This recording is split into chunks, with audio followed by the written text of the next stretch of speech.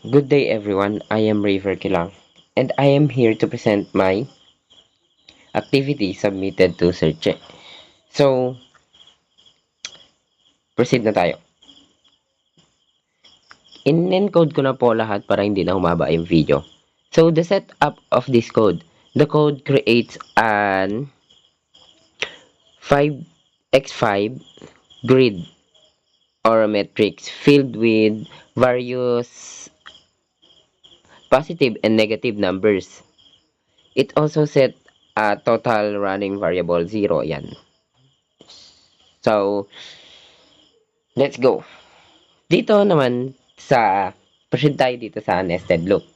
So, ang purpose of nested loop,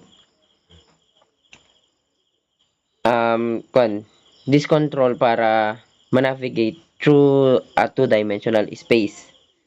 Ang outer loop is siya yung nagko-control ng vertical movement ng numbers, yung rows. And then dito naman sa inner loops is siya yung nagko-control ng horizontal movement or the columns. So, proceed tayo dito sa may mga logical operator dito sa if. So, yan, the value is less than 0 and then logical and value remainder 2 is not equal to 0. So, ito po ang logical operator ng pagkuha ng sum. So, ayan. Ang una ko munang explain is ito. If yung if value less than row max. So, ano nga bang ibig sabihin niyan? Purpose nito. Ayan. Ang purpose niyan is para mahanap yung greatest value or greatest number or max number. So, finding the max number in the row. Ito po, itong part na if na yan, yung may row max is equals to value. Ayan, it looks at the first number in a row and assume it's the biggest. So, it checks every other number in that row. Dito, yung row na sinasabi. Ayan, row 1, row 2, row 3, ganyan, and so on.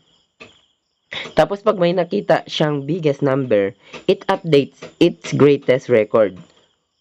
Ayan, dito, for example, ayan, 25 yung pinaka-greatest number. Tapos, once the row is finished, it prints that the highest value in that row.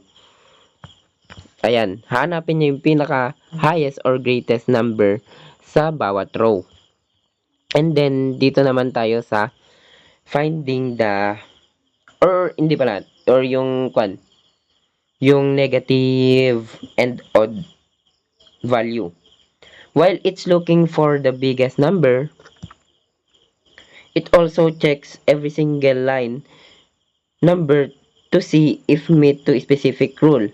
So, yung specific rule na it is negative, less than 0, and it is odd, cannot be divided by 2. If the number passes both tests like negative 55 or negative 115, the code adds into the sum. Nagigets?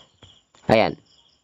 Dito naman sa nag-see-out ako dito and then naglagay ng I plus 1. So, ang purpose nitong I plus 1 is para hindi siya mag-start sa 0.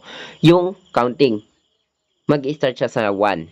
And then, dinisplay ko lang yung row max or yung greatest number na sinasabi ko dito. And then, dito naman is dinisplay ko din yung sum. So, i-run natin siya kung gumagana yung code. Ayan. The result. After checking all 25 numbers in the grid. So, grid. Ano nga ba ang grid? Grid organizes data using two-dimension columns and row. So, proceed tayo dun. The program does a final dump data. Ito nga yung sinasabi ko kanina. It lists the 5 largest number, one for each row. So, dito sa row 1, ang pinakamataas na number is 25. Dito sa row 2 is the greatest number is 50. While the row 3, the highest number is 75. Row 4, greatest number is 95. Row 5, greatest number is 125. So, itong total, the total sum, the total sum of negative odds dito yan. So, ayan, yung mga negative.